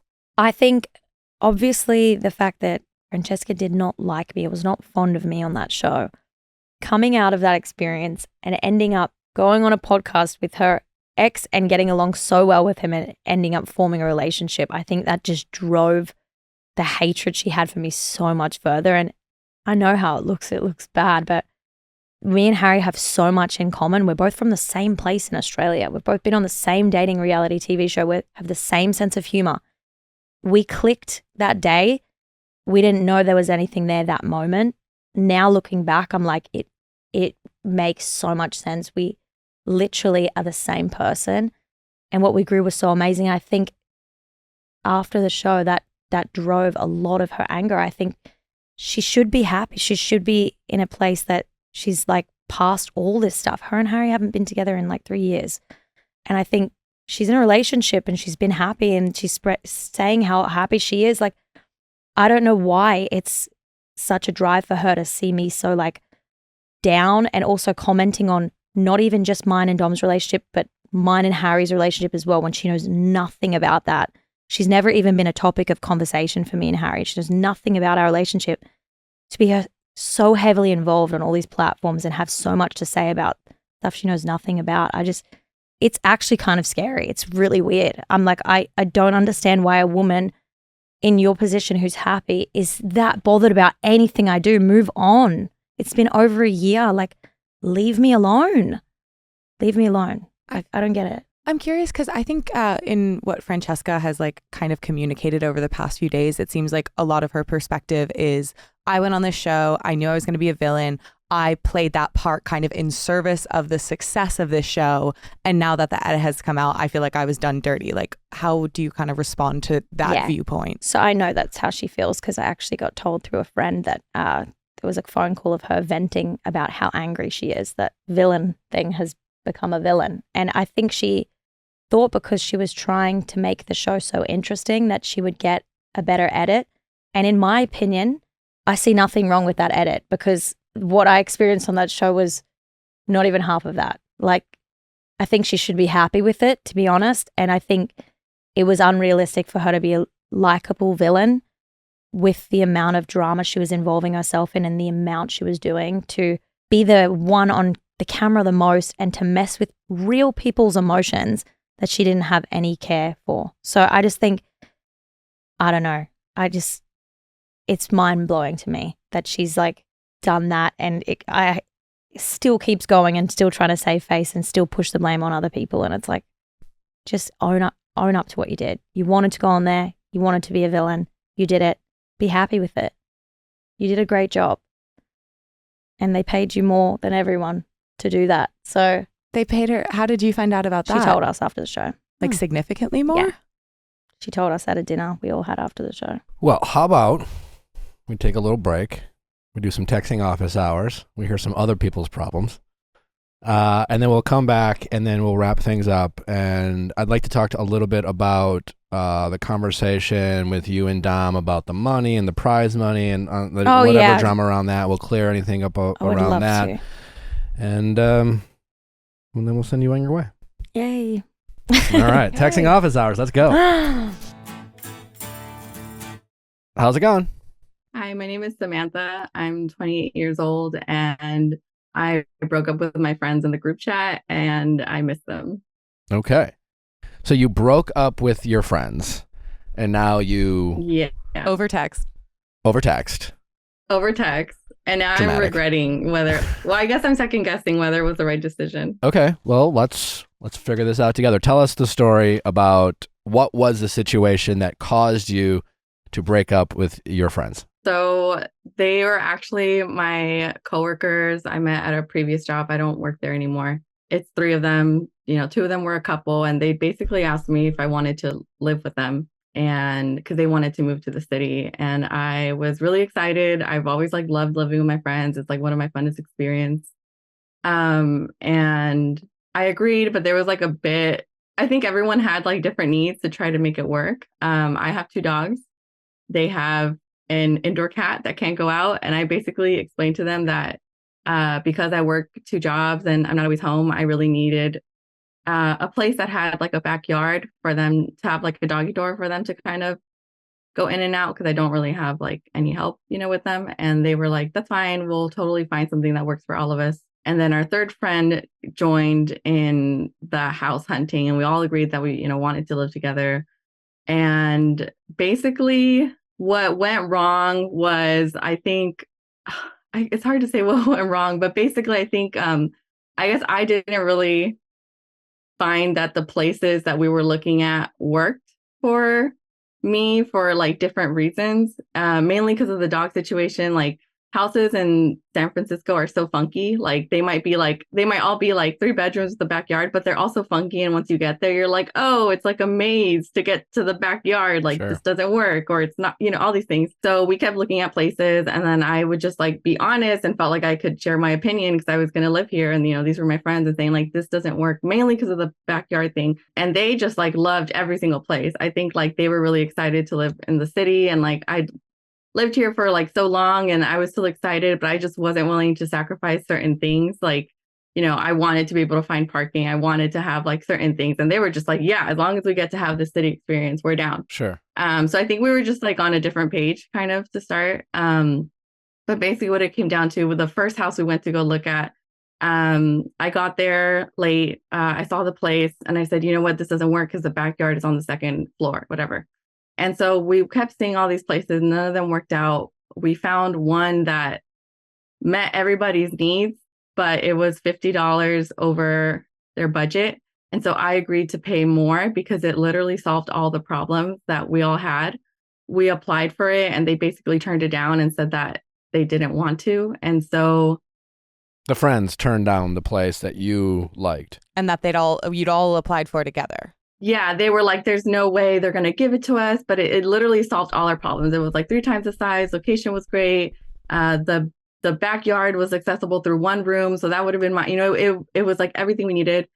But we applied for it. And once we got accepted, like I knew in my stomach that it wasn't like good news, because I started getting like a weird vibe from them.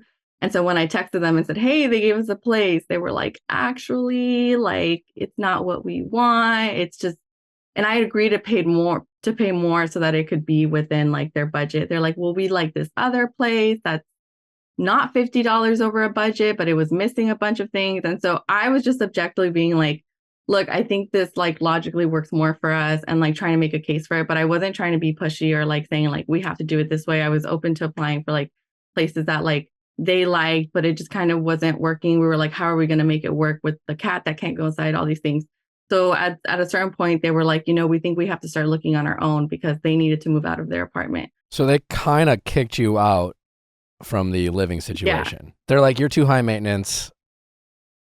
Yeah, that's how I was feeling. Because they would all, because they would come all, together to cross the bridge and like look at these places. And then after we would leave, and I started becoming like insecure. Like when they're together in the car, they're probably venting about me. Sure. And that's like just like a shitty feeling. I was really bummed out, but again, I understood. And basically I started looking on my own, and I was like, this is going to be really hard. And so my ex, who I'm living with right now, which is why I was like so pressed to move out, he was like, you know what, I can keep your dogs with me.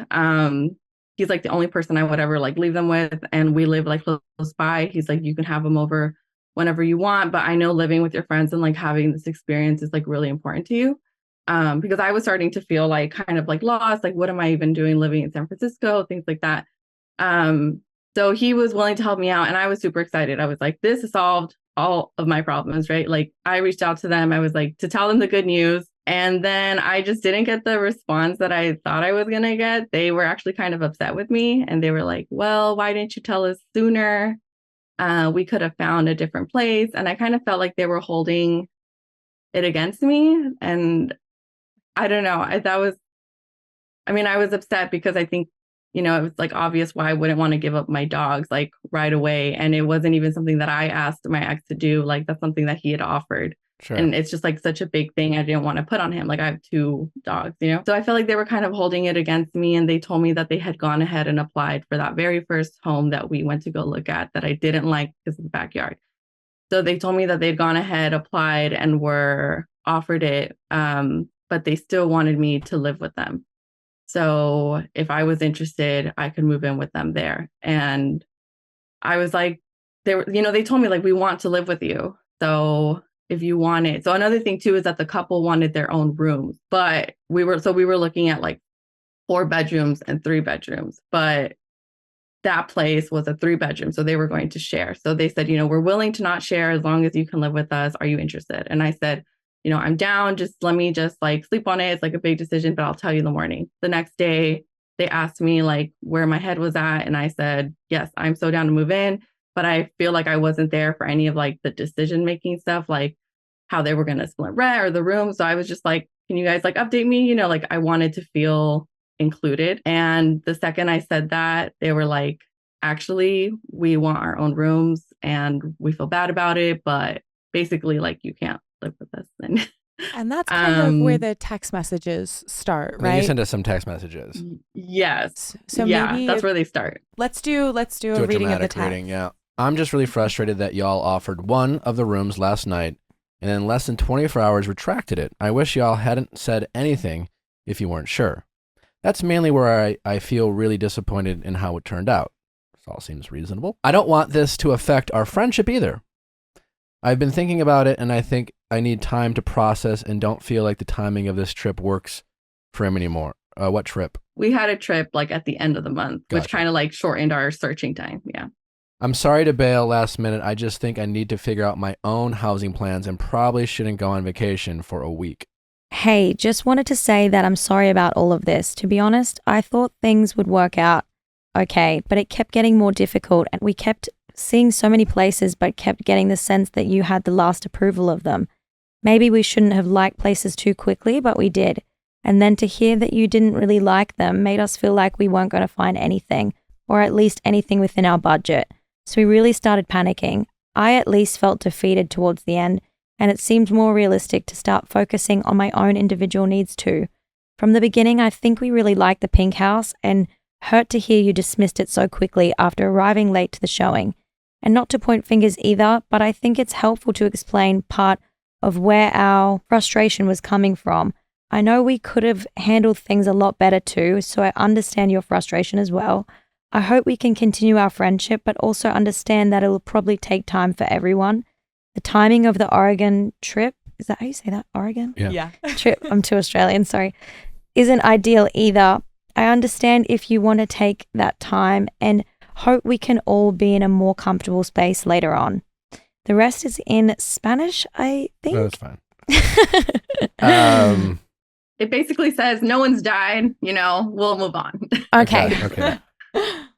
And then someone else wrote in, hi, no pressure to respond So this at all. was after the trip. Oh, this is after Sorry, trip. this was after the trip. They came back. It was like a week or 2. Okay. And they hit you up. Hey, no pressure to respond at all, but just wanted to say that we miss you. Halloween is coming up and we know that you wanted space and we totally respect that, but we wanted to say it'd be nice to hang out and celebrate together if by chance you're up for it in any way. We understand if it's too soon, but we know we're thinking of you and hope we can talk soon.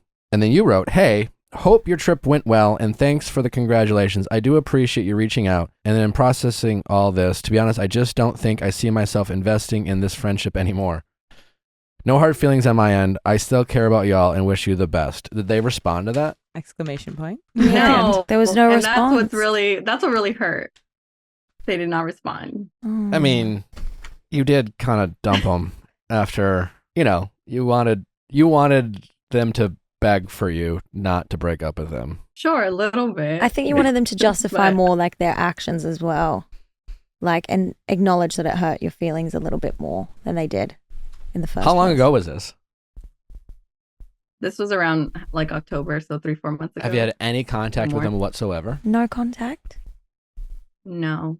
How long have you known these people? I knew them for like about a year. We were, like I said, we were coworkers. I think it was a good mix of, we like had a lot of fun going out together. They were like great party friends, but we weren't just party friends. Like, we would hang out and do other stuff, like stay home and do dinners and things like that. So, but we weren't also super close either. Right. Yeah. So it was a nice friendship. That's why I missed it, but it wasn't like, that personal. Great. So I think. Well, it was. I don't know. Yeah, no, totally. Listen, you knew them for a year. It started probably as they were cool and fun hangs. You got to know them. I'm sure there were moments of closeness. There was moments of bonding. There was moments of sharing and that connected you. But these weren't like friends that you've known for 5 or 10 years and you've been through ups and downs. Ride or die. And that's the thing. Like sometimes like the closeness, you meet friends, right? And you can connect just like friendships are relationships, just like romantic ones are. Yeah. And just like romantic relationships, some of them can start and be super intense and passionate, and you can feel like friend chemistry. Yeah. And you can, the whole, I feel like I've known you forever. Friends can feel that experience, and you can feel like sisters or brothers and things like that. And just like in romantic relationships, that energy can just be a result of you guys like feeling a need or that you've been missing in other relationships, right? And that can feel really good, but there isn't that necessarily foundation of really knowing each other. And so when drama happens in any type of relationship without a foundation or a history, it often can lead to overreactions or just, all parties not being willing to really fight through, the drama or fight through the adversity to salvage the friendship. And you're kind of partly guilty of that as well. You're just like, I don't know if I'm upset. I feel hurt. I feel outside, casted out, and listen, I get it. Like, right. You hear this friend group, and in this group, you were the outsider, right? Yeah. You felt like they were all in kind of unison and they were all on the same page. And you felt at first like an inconvenience. And then you felt probably like talked about behind your back, like you said. And it's almost like you rejected them before they could, make reject it even you, worse. Make it feel any worse. So I'm in favor of you reaching out, because it's like, what do you have to lose, right? And I don't think you need to like run, if you reach out, it's not like you're going to like start living with them again. You might not hang out with them as much, but you're just like open to the idea of saying, hey, I think, having them back in your life on some level, whatever that level is, and that might take time. I think it's going to require some vulnerability on your part, and I think it's going to require some humility on your part, and you might have to acknowledge that you overreacted on some level, because you were right to feel how you felt. Yeah. Hey, I felt these things, but I would probably reach out if this feels authentic to you. I would say I would reach out to the group, and I would text them something like, "Hey guys, it's been a long time. This message probably feels out of like left field or kind of out of nowhere, given the last message was me saying I no longer wanted to be friends with y'all. But if I'm being honest, I have thought a lot about you guys in the past several months, and I miss you guys. And to say I felt very rejected by you all, and I was probably overly sensitive. I would say like that, because that allows them to say, oh no, you weren't overly, in either way, like you probably were overly sensitive, even that you had a right to feel, but that was a fairly gracious message that they sent. And I understand you probably felt like, well, fuck it. I mean, like, they got the house they wanted, they got the place they wanted. You probably felt very in turmoil. Like you said, like you were questioning whether you even wanted to live in that city anymore. You're stuck living with your ex who's taking your dog. I imagine you felt you went from being excited about this kind of new journey and this kind of new chapter in San Francisco with his new groups of friends. And I'm sure you got really excited, and you probably talked about how much fun you're going to have. And then you got dumped, It's like, I'm sure it felt like this message was your ex reaching out to you saying, hey, I don't want to be with you, but we can still be friends. And so I understand why you reacted the way you did. But yeah, I don't think there's any harm in saying, I probably overreacted. I felt very rejected by the group, and I felt like an outsider and I was defensive. But that all said, if you guys are okay with that, I'd like to reconnect, and maybe just leave it at that. I'd like to reconnect and see, if I could have you guys back in my life on some level. Because like I would start small, like, hey, let's be best friends again or whatever. And just like I'd like you back in my life on some level. I'd like to reconnect, and then the choice is up to them. What does your gut tell you about how they might react to this? I feel like, and this is kind of what's scary about it, I think that they might all have different reactions. Like there's some in the group that I felt a little bit closer to, and maybe they want to reconnect, but maybe like another one doesn't. But I feel like it's like kind of like a group decision. So what about you maybe reaching out to the person you feel the closest to and send this message to one person, and it's like, hey, kind of what I said, right? And not only do I miss you, I kind of miss the group, but I wanted to reach out to you because I felt like the most safe to do so. And I understand if this is something you want to talk with them about, but I just, instead of reaching out to everyone, I guess I just felt the most safe reaching out to you. And I think you should use the word safe because it will help them empathize with your point of view. So you don't think I should read that much into the fact that they never responded after? Like, I guess I'm worried that they don't care. And then like, why am I reaching out if they don't If they didn't care, they wouldn't have reached out before. You broke up with them. I mean, like, it was a fairly harsh response by you. Yeah. Just definitive. Yeah. It was definitive. Okay. Yeah. I think like, what are they supposed to do? Grovel? They definitely care. You can see that in the text before they were trying to wish you well and stuff. Like you can tell that they care. Yeah. And I think they were probably taken a little bit aback by it because they tried to communicate so well how they felt and not make you feel a certain way. But honestly, I would have taken it the same way that you did because I'm the kind of person that can feel left out super easy in a friendship group. So I would have read that and felt the same way. And it's hard sometimes not to act off like emotion like that. But I think after you sent it, I feel like there would have been a part of you that also thought maybe I shouldn't have said it the way that I said it because I think you were hoping for a response as well. Yeah. And then that you didn't get one, I don't think it outlines that they don't care at all. I think if you reach out, it's honestly going to be fine. Yeah, if you want to bring that up, I would bring that up in person down the line to say, because I'm sure you'll have more conversations about all this.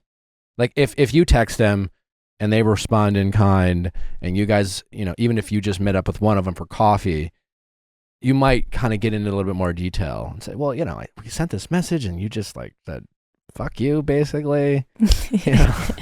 And you could say, well, you didn't respond. And then I think that might be an opportunity to say like, yeah, if I'm being honest, looking back, I think I was just really sensitive, and as silly as it sounds, I guess I felt very unwanted by you guys, and I wanted you to care. And that's very relatable. Like you pushed them away to test them.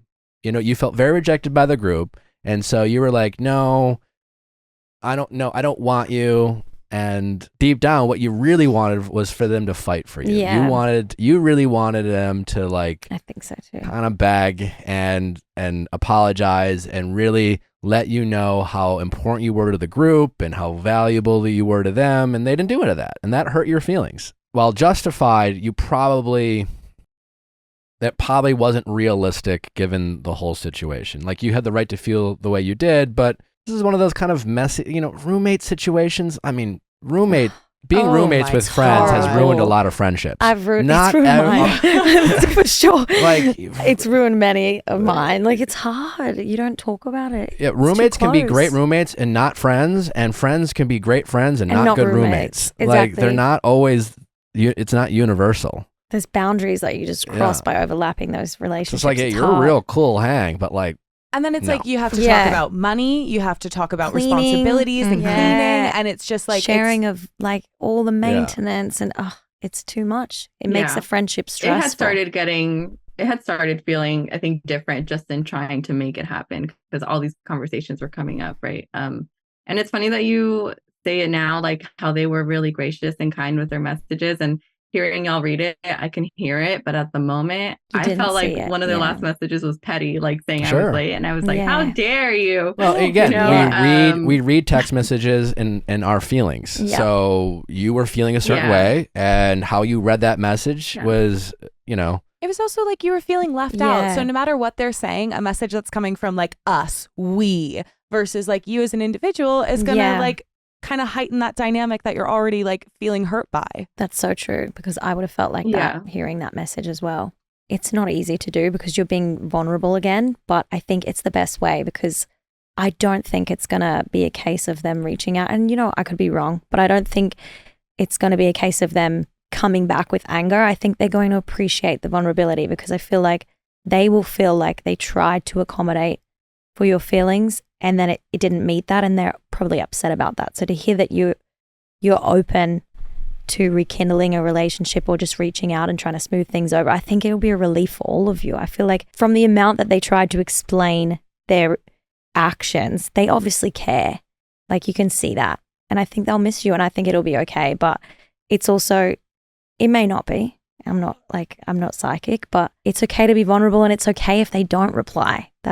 It's still being true to how you feel, and it's showing growth. It's showing that you are acknowledging that maybe you did overstep, and you'll also take that into account in the future. But I'm exactly like you in that way, and I get hurt pretty easy when it comes to friend dynamics. I've been in that situation, and you know, there's an odd number, and sometimes there's sides taken, and you feel uncomfortable. So it's okay, but Yeah. I think it will be all right. I really think if you reach out, it's going to be fine. do you feel good about what you're going to say? I do, and I'm just gonna do it today because I've honestly been Love. dying to do it, and I think I needed like just some. Yeah, reach out to the Amazing. one and just say, hey, I've been thinking about this for a really long time. I miss you guys. I wish I had you back in my life. I was just feeling very sensitive. I was hurt. I understand where you guys were coming from, but I just took it very personally and I just didn't react the way I wish I did. And it's been on my mind a lot. Honestly, I wish I would have reached out a long time ago, but I'm hoping I connect with all of you, but I wanted to reach out to you because, you know, I feel the most safe with you. I would definitely say that to the person or to like, reach out with. Like, to be honest, I got kind of intimidated in a group chat, feeling feeling like the odd one out. You know, like really humanizing yourself, just being like, I was intimidated. It was scary. Would you be willing to like, grab Yeah. a coffee or and catch up and talk about it? If not, I understand. If not, I do miss you guys, and hope to hear from you. And then at the end of the day, you know, you did everything to smooth the situation out anyway, so you can't have any regrets on that. You've done everything that you feel was right to do, and if it doesn't go the way that you plan, you still did that, and that's mature. And I think that's really I agree. I think either way I'll feel better, because I think you will. I will have acted like, I think, more in line with who I want to be in terms of like friendships and stuff. These aren't your ride or die. Yeah. You know, these are friends and you miss them and you want to connect with them because it's nice to just have people, but they aren't your ride or dies.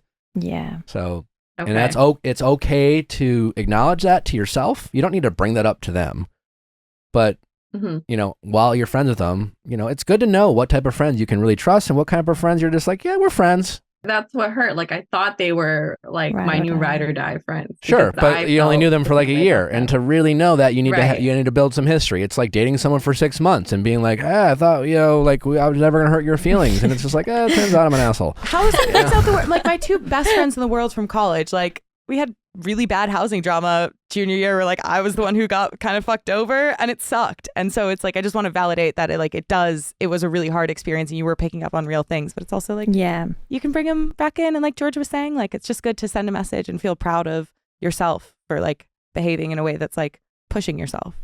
Yeah. It's almost just as hard to find those ride or die friends as it is to find your life partner. This is why as you get older, like so hard. people drop friends because like people claim to be friends all the time, but like when it comes to being real friends, like being a real friend is facing adversity and prioritizing people over yourself, just like a relationship. And when it comes to that, very few people are willing to do that. It's hard to find, but you can still have some cool friends to hang out with and have a good time with and socialize with and like, you know, chill with. Let us know how they're this super goes. fun and I miss them. So all right, well there you go. You gotta let us know. lead I with will be vulnerability. reaching out, and Yeah. also if you want to send, I'll be on email all day today if you want to send a draft. But like, you got this. It's gonna be awesome. We're gonna check back in with you to see how it goes, and either way, it's gonna be a victory that you like or reaching out. You'll feel better. Yeah. Thank you. Thank you all so much. Thank you. Our pleasure. Good luck. I really want to know how that goes. So I need the update from Yeah. someone. Because I would love to hear like a happy ending to that. Totally. So we nice. will be giving y'all an update. Georgia, all right, back to you. Gosh. All right, let's wrap things up by talking about this, prize money or whatever. You guys were supposed to win some money by being the perfect match. Yeah. I know Dom had posted some stuff about like you only reached out to talk about the money and imply that like, you were disingenuous, you only cared about the show, yada yada. So can you clear things up when it comes to this prize money and what was the story about all that stuff? So he was highlighting those messages because I think he saw a window of opportunity to make it look like I was never genuine about that connection. And if you didn't know that I reached out prior, it would definitely look that way because we were discussing a situation that was private that involved me and him winning the show. And obviously because we won the show together, we were given an all expenses paid for trip. And then there was so much back and forth with Netflix about what are they going to do in this situation because we're not together anymore. We can't go on a trip and be together on a all expenses paid for trip. So like they came back to us with a deal and they were going to give us $5,000 each. So I was talking to him about that. It's a private conversation. And a reality TV show, they give you $5,000 each. You know what? I'm happy if I don't get anything at this point. Sure. I don't care. But it was literally, that's money. He's involved and I was looking out for his best interest when I brought that up to him because I had a conversation with another cast member and they were like, definitely don't accept that. Like you should ask for more. So I spoke to Dom and I was like, how do you feel about this? And if he was to reply and say, no, I'm happy with it, that conversation would have gone no further.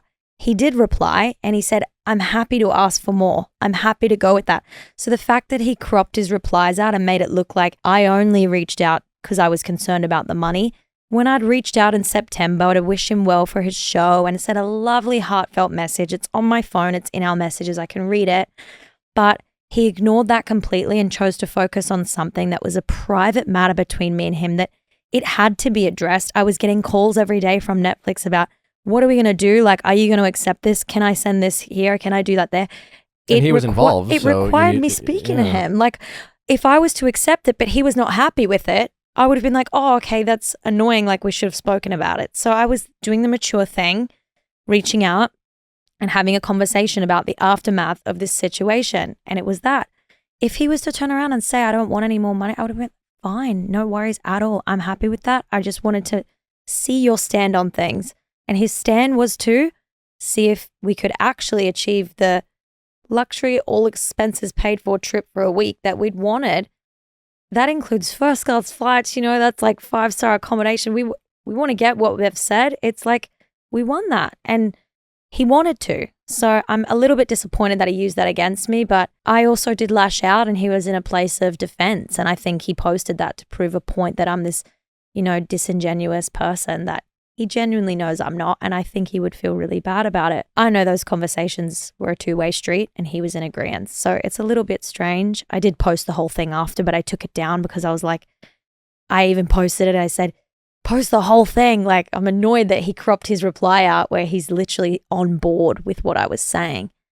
But I deleted it because I was like, you know what? This is actually a private matter. I shouldn't even be discussing. It's to do with me, you, and Netflix, and I was looking out for your best interests. If you said no, we wouldn't have gone any further.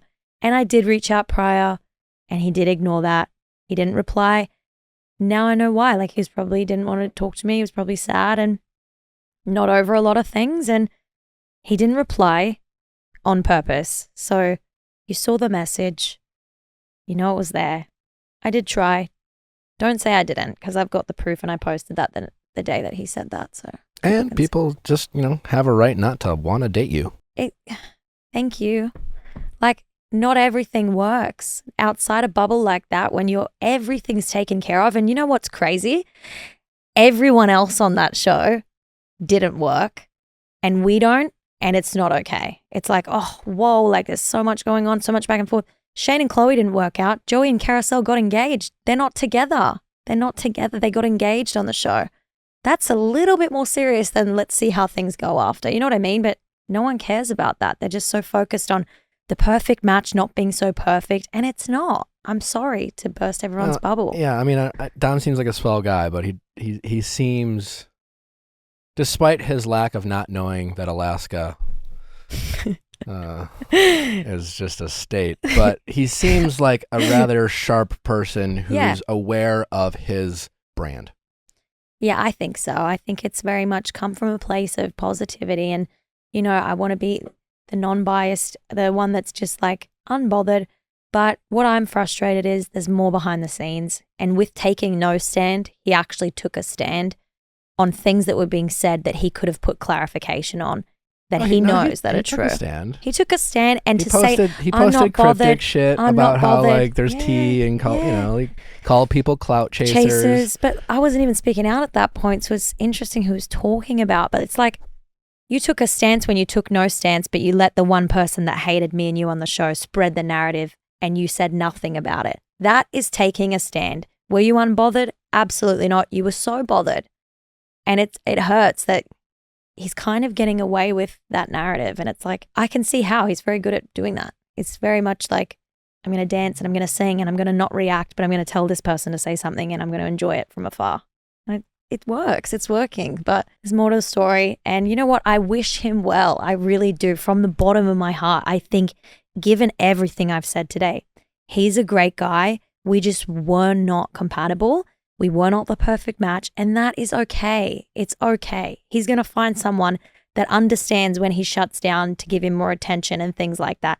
He's going to find someone that doesn't get anxious and respond to those things in a negative way. He's going to find someone that matches his traits, and it's just not me, and that's okay. Life goes on, and I really do wish him the best. I have nothing, no anger in my heart. If I saw him tomorrow, I would hug him.